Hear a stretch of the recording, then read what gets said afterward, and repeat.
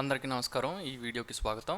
ఈ వీడియోలో మనం ఈ ప్రాజెక్ట్లో ఎటువంటి టెక్నికల్ స్టెప్స్ అనేవి మనం ఫస్ట్ నుంచి లాస్ట్ వరకు తీసుకోబోతున్నాం అనే దాని గురించి మాట్లాడుకుందాం.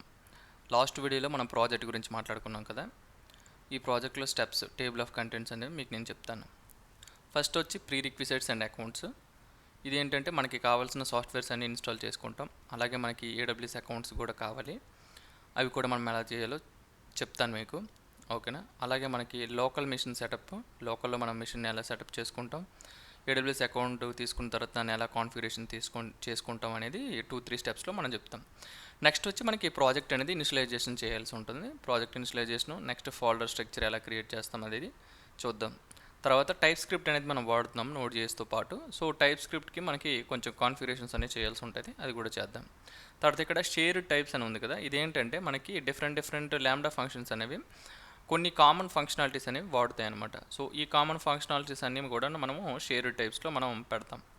అదేవిధంగా ఇక్కడ చూసుకున్నట్లయితే స్టాక్స్. ఈ స్టాక్స్లో ఏం చేస్తామంటే CDK అంటే ఏంటంటే క్లౌడ్ డెవలప్మెంట్ కిట్ అనమాట. సో ఇది ఏం చేస్తుంది అంటే మనకి టైప్ స్క్రిప్ట్ లాగే కోడ్ రాసి మనం క్లౌడ్ ఫార్మేషన్ టెంప్లెట్ అనేది క్రియేట్ చేస్తుంది ఈ CDK, మనం రాసిన టైప్ స్క్రిప్ట్ కోడ్కి. ఆ క్లౌడ్ ఫార్మేషన్ టెంప్లెట్ యూజ్ చేసి AWS ఎన్విరాన్మెంట్లో రియల్గా రీసోర్సెస్ని క్రియేట్ చేస్తుంది. మనకు కావాల్సిన DynamoDB టేబుల్స్ అయితే కానివ్వండి, S3 బకెట్స్ అనేది కానివ్వండి, ఇవన్నీ కూడా మనకి కావాల్సిన ఈ ఆల్ రీసోర్సెస్ అనమాట. దీనికి సంబంధించి CDK కోడ్ అనేది 8 నుంచి 12 వరకు మనం చేస్తాం.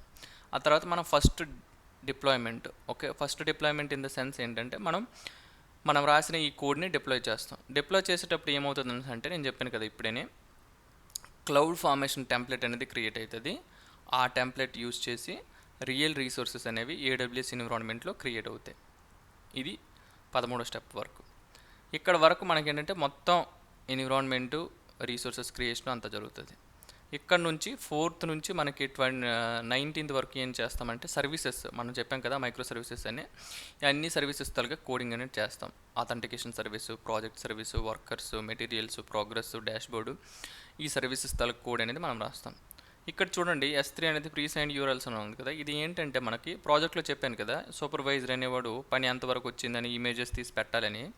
సో ఆ ఇమేజెస్ని అప్లోడ్ చేయడం కోసం మనం ఏంటంటే S3 ప్రీసైన్డ్ URLsని వాడతాం. సో తద్వారా మనం ఏం చేయగలుగుతామంటే ఇమేజెస్ని అప్లోడ్ చేయగలుగుతాం.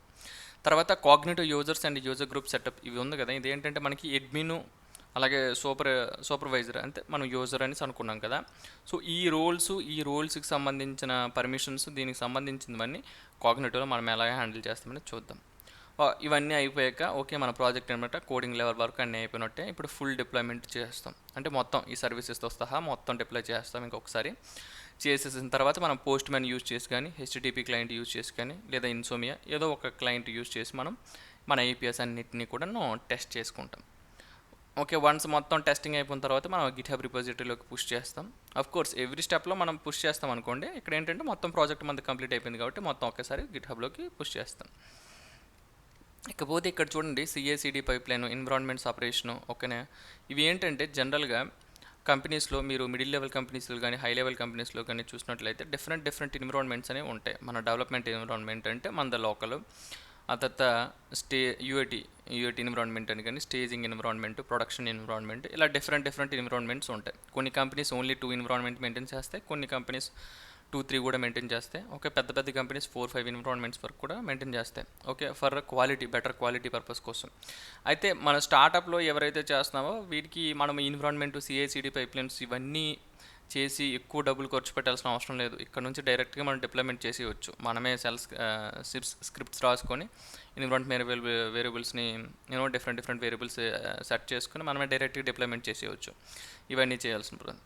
అయితే పెద్ద కంపెనీస్లో CI/CD ప్రాసెస్ అనేది ఫాలో అవ్వడం అనేది ఒక బెస్ట్ ప్రాక్టీస్. ఇది ఇఫ్ యూ హ్యావ్ అన్నమాట మన పెద్ద ప్రాజెక్టు, మనకి పెద్ద క్లయింట్స్ ఉన్నారు, క్వాలిటీ అనేది మనకి చాలా ఇంపార్టెంట్. అన్నప్పుడు ఈ ప్రాసెస్లు అనేవి తీసుకురావడం అనేది చాలా ముఖ్యం. ఆ తర్వాత చూడండి క్లౌడ్ వాచ్ లాగ్ మానిటరింగ్. ఇది ఏంటంటే మన APIకి ఏవైనా కాల్స్ వచ్చేటప్పుడు మనం ఆ లాగ్స్ ఏం జరుగుతుంది అనేది లాగ్స్లో మనం చెక్ చేయాల్సి ఉంటుంది మానిటరింగ్ కోసం. అది కూడా మీకు చెప్తాను నేను. అయితే నేను మేజర్ ఫోకస్ వచ్చి డెవలప్మెంట్ మీద చేస్తున్నాను. ఇవన్నీ డెవలప్స్ తాలూకు టాస్క్లు అనమాట. డెవలప్స్ ఇంజనీర్ జనరల్గా కంపెనీస్లో ఉంటారు, వాళ్ళు చేస్తూ ఉంటారు ఇవన్నీ. తర్వాత కాస్ట్ కంట్రోల్, డబ్బుల గురించి కూడా మాట్లాడుకుందాం. ఎందుకంటే మరి ఇవన్నీ రీసోర్సెస్ ఒట్టిగా క్రియేట్ అయిపోవు. ఓకే. ఒక లెవెల్ వరకు ఫ్రీ టైర్ ఉంటుంది. ఓకేనా? మన లెర్నింగ్ వరకు సరిపోతుంది. సో రిమైనింగ్ కాస్ట్ గురించి మాట్లాడుకుందాం. ఫైనల్గా ఏమేం చేస్తాం ఏంటనేది ఒక రీకాప్, ఫైనల్ చెక్ లిస్ట్లో ఒక రీకాప్ ఇచ్చుకుందాం. సో ఇది అండి మన తాలూకా table of contents. Okay, next వీడియోలో నేను ఏం చెప్తా అంటే ఒక్కొక్క స్టెప్ని మనం ఎగ్జిక్యూట్ చేసుకుంటూ వెళ్ళిపోదాం. ఓకేనా? అలా చేసుకున్నట్లయితే మనకి మ్యాక్సిమం ఒక 20 డేస్లో ఇది అయిపోద్ది. ఓకేనా? థ్యాంక్ యూ ఫర్ లిజనింగ్ అండి.